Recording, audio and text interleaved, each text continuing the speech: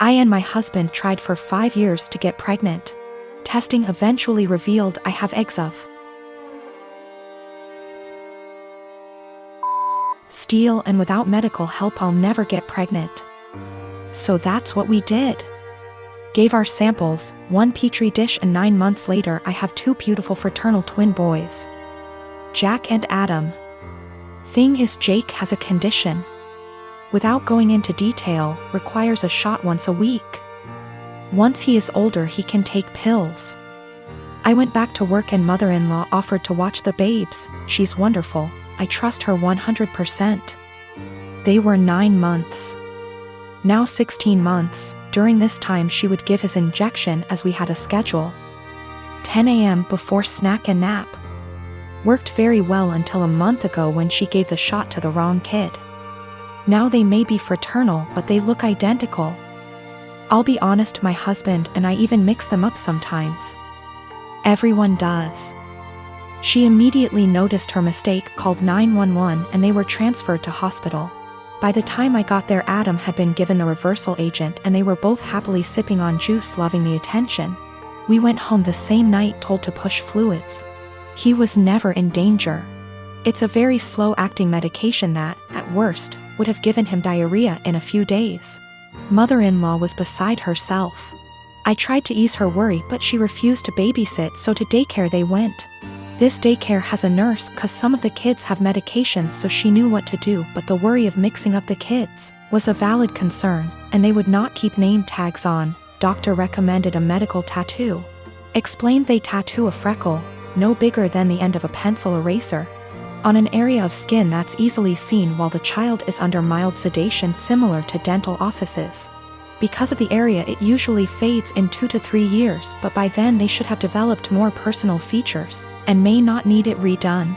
So after discussion with my husband we did it. He has a 2 mm brown freckle on his earlobe. From entering the office to leaving it took 30 minutes. Never felt a thing. Mother-in-law lost her shit the second I mentioned a medical tattoo. I tried to explain but she just freaked out, so I put both kids on the floor and told her to pick up Jack and find the tattoo. She picked up Adam, so I handed her Jack and after 20 minutes still couldn't find it. Stripped him to his skivvies. I finally pointed it out and she went, "That's just a freckle," I just said. My point exactly. Adam doesn't have a freckle there. So that's how daycare can tell them apart. She's still pissed and ranting.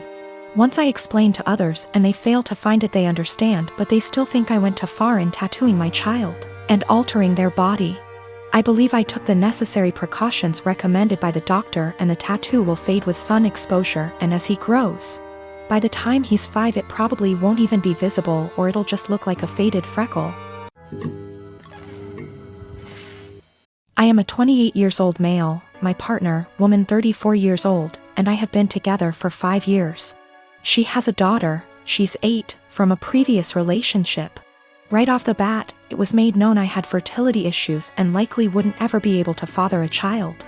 I moved slow in the relationship, although I had fallen in love with her fast. When things got serious, I overheard her telling her sister she was concerned that I might be an aggressive type person because of the amount of scars I have. I didn't want her scared away, so I told her I had a bad childhood and left it at that. A little over 2 years into our relationship, I felt somewhat comfortable opening up, and for the first time I told her exactly why I'm infertile, which is a direct result of an injury I suffered due to trauma as a child. She was really empathetic, and I was just thankful I had found the one I want to spend my life with that also came with a kid I adore. Fast forward to last summer. My partner and her friend decided to play an impromptu prank on me. I came home from work. There were multiple positive pregnancy tests in the bathroom. My partner announced she was pregnant. I started freaking out. A happy freak out cause I thought I had hit the lottery with the slim to none chance I have. They both started laughing. The tests were from the friend and not my partner. I was pretty much devastated and felt really let down that my partner would actually pull a prank like that. At first she was shocked by my reaction and said, "I thought you'd know it was a joke considering your circumstances."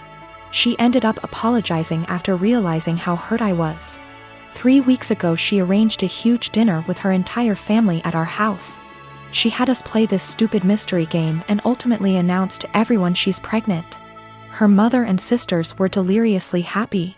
Immediately I got pissed thinking this was yet another prank, so I showed absolutely no emotions, which everyone caught on to. I said to my partner, either you're just mentally disturbed or you're cheating. That's pretty much when all hell broke loose. My partner's POV is that she was sincerely apologetic about the prank, and I should know her well enough to not think she'd ever pull that stunt again. She's also livid at me for ruining the announcement, embarrassing her in front of her entire family, causing them to think I'm a horrible person, and then finally insinuating that she's a cheater. I still stand by my claim that had she never pranked me, my reaction would have been different. I do find it odd she decided to tell me along with her family. Things would have likely went over better had she told me first, and then we announced it together. But I'm starting to think I acted immaturely, causing scene in front of her family, and I think that's maybe where I'm wrong. I'm 15 years old. I have a stepsister who is a couple years older than me, and she is really seriously disabled. I'm not sure what's wrong with her because no one ever wants to discuss it with me, but she's nonverbal, breaks her bones a lot, and has severe epilepsy and will have many fitting episodes. She also doesn't understand stuff. That's probably the easiest way to put it. She's just a human body with nothing inside. She's my stepmom's daughter. My stepmom married my dad 3 years ago and they dated only for a year before that. I don't know my stepmom very well and I don't really get on with her. We are respectful to each other, but I'm basically living with strangers because she's so busy with her daughter and my dad. I am always on my own and I used to hate it, but I'm used to it now. Ever since they moved in to live with us, life changed drastically for me because all the care now revolves around my stepsister. That's fine, I get it. But both my stepmom and my dad ask me to do things for my stepsister that I don't want to do and I resent doing. Stuff like staying home when I want to go to the mall with my friends. They're disappointed that I don't get her anything for her birthday with my very limited funds, etc. My own mom passed away when I was small, so I can't go and stay anywhere else, and all in all I'm just a lot more angry than I used to be, because they seem really disappointed whenever I say I don't want to do anything for her. Even stuff like feeding her, like I don't want to sit there feeding her banana pudding and wiping her drool. I didn't ask for this. Anyway, she recently fell a few days ago and had a seizure for 8 minutes. She was taken to hospital and the doctors want to keep her in and look after her. I don't want to go and visit her. I remember seeing my mom in hospital before she died and I just hate hospitals and I sort of hate my stepsister, and I just don't want to go and visit someone who doesn't even know I'm there. My stepmom is really upset with me and so is my dad. They haven't yelled at me or anything, but they are both being super cold towards me because I don't want to visit. My grandma who lives in Canada called me about the blue and told me it was okay. And I don't need to force myself to go to the hospital, so I'm assuming my dad has told her I'm refusing to go. He keeps pleading with me, but I keep telling him I'm not doing it. I told him hospitals remind me of mom and he got even more upset and said my stepsister might die and I need to stop being so selfish towards my stepmom. 6 years ago my son Matthew had a daughter with his now ex-wife Josie. I have always thought of Josie as my own daughter, so when they divorced 7 years ago due to my son cheating, I was conflicted and disappointed. Josie wasn't particularly close with any of her family, so my husband and I naturally took them in. Josie was an angel. She had insisted that we didn't have to lift a finger more than before we had taken them in, and though she was hurt, she kept civil around Matthew. My husband and I held a huge hand in raising their daughter Ruth, because Matthew remarried less than a year later and now has a 4-year-old son after disowning Ruth. 2 years ago my husband was diagnosed with lung cancer. It was hard on everyone, especially Ruth. They were extremely close. She told him about her girlfriends and boyfriends before anyone else and has always wanted him to be the one to walk her down the aisle at her wedding. Matt rarely ever visited and didn't answer our calls, often saying that we had other kids, so it wasn't like my husband was dying lonely. Last night Matt stopped by to talk about inheritance. He never mentioned Josie nor Ruth and hinted that he thought he should get more inheritance than his siblings the entire time. My husband and I shared awkward looks until he decided to cut in. He explained that everyone would get a piece, but he'd focus more on Ruth and Bonnie, one of our other grandkids. Matt got angry and said that Ruth was just a bastard and that his son deserved more than her. My husband got furious after that and left the room saying that he wouldn't include Matthew at all. Matt yelled back and turned to me saying that Ruth wasn't worth it because she'd just grow up to be a whore like her mother. I told him that I'd rather have her mother as my daughter than him as my son and insisted that he leave. I'm getting phone calls from Matt's wife and family friends saying that my husband and I overreacted, and he was just angry that we were playing favorites. To clear some things up, Josie did not cheat on Matthew. Josie and Matthew met later in college and Josie was known as a party girl.